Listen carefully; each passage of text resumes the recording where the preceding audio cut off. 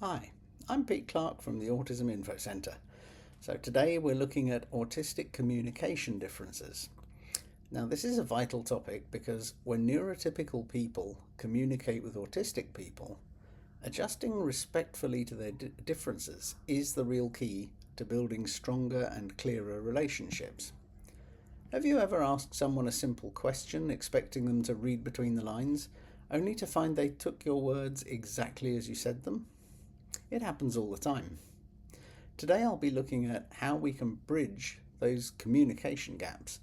We're going to look at why autistic brains process language differently, and I'll share some practical ways to help everyone understand each other a bit better. So, what are these communication differences? Well, first, it's important to know that these are not actually errors or flaws. They're simply a different way of processing language, which comes from the unique way that the autistic brain is wired. So let's look at a few common ones. Many autistic people process language quite literally. This means they might not automatically understand things like sarcasm, hidden meanings, or figures of speech. For example, imagine a manager says to an employee, can you just keep an eye on your email? A neurotypical person, which means someone whose brain works in the typical way, would probably know this really means they should keep working but also watch out for urgent messages. But an autistic person might take this entirely literally, stopping all their other work and just sitting and staring at their email inbox. Now, this isn't a failure to understand, it's just a much more precise interpretation of the actual words that were used. And another big difference is directness and honesty. Now, autistic communication is often very direct and right to the point. An autistic person is highly likely to say exactly what they mean. So sometimes neurotypical people might mistake this for being blunt or rude. But actually, it just really comes from a deep preference for clarity and efficiency.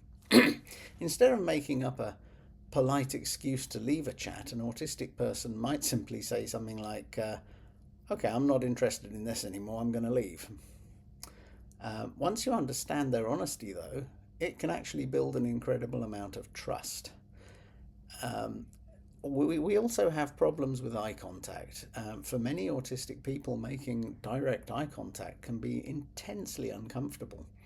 It can be very distracting, and in some cases, it can even be physically painful.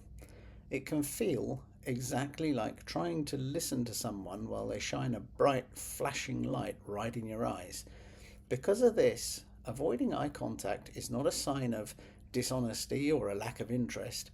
It's simply a very necessary strategy to manage all that sensory input so they can actually concentrate on the words being said. It's often the case that an autistic person will close their eyes while you're talking to them. They're not falling asleep. They're listening way more intensely to what you're saying, so because they're not concentrating on having to look at you and try and identify facial expressions and the like. And speaking of facial expressions, body language and facial expressions can be quite different with autistic people. For example, they might not use typical body language or expressions to show how they're feeling. They might also find it really difficult to read those non-verbal clues in other people.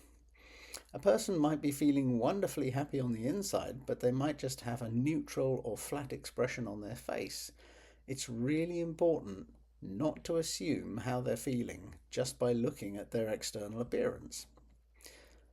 Have you ever felt awkward during a long pause in a conversation? That's something else that happens. Autistic people often need a little bit more time to process verbal information before they can put their response into words. So that leads to pauses or silences in a chat.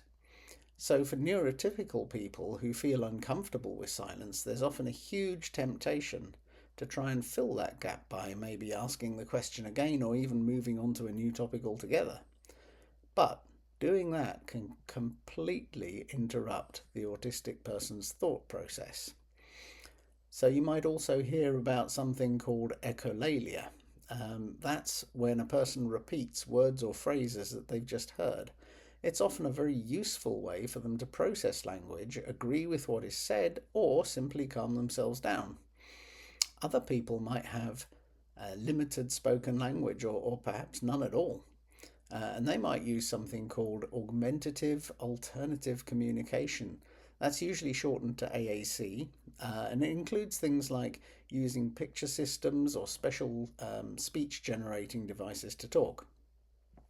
So the big question is, how can you adapt your own style of communication to be more supportive? Well, you can make some small conscious changes to your approach. The most effective strategy is simply to be clear, concise, and direct.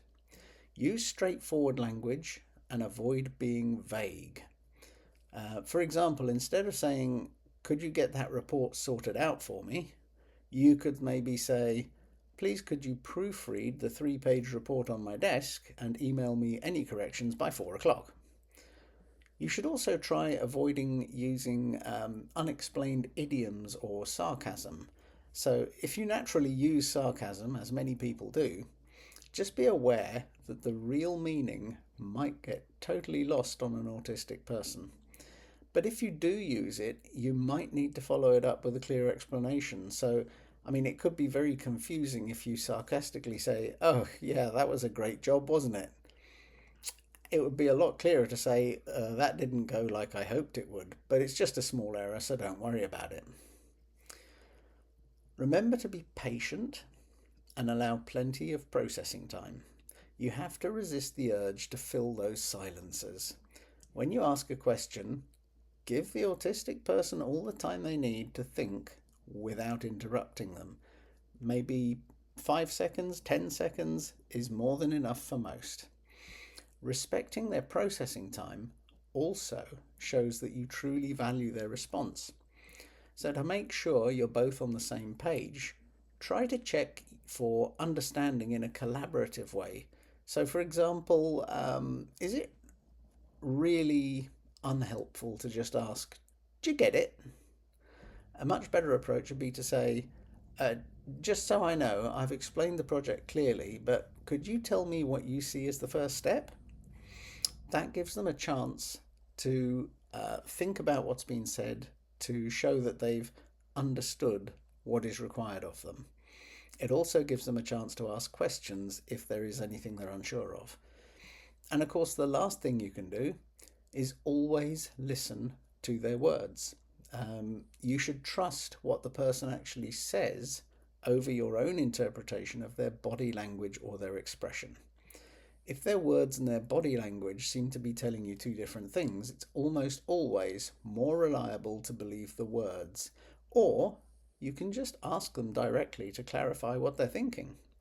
For example, you could say, "Well, you've said you're okay, but I just want to check because I'm not always good at reading things. Is there anything you need?"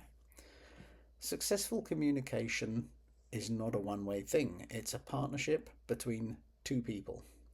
It takes a willingness to move beyond our own assumptions and to listen with a truly open mind and a patient heart. By adopting these clear, direct, and respectful strategies, you'll reduce misunderstandings and build much stronger, genuine connections. Thanks for watching. Please subscribe now on YouTube and follow Autism Info Centre on social media, or visit autisminfocenter.org on the web for free autism news, articles, books, videos, podcasts, resources, and courses. See you in the next video.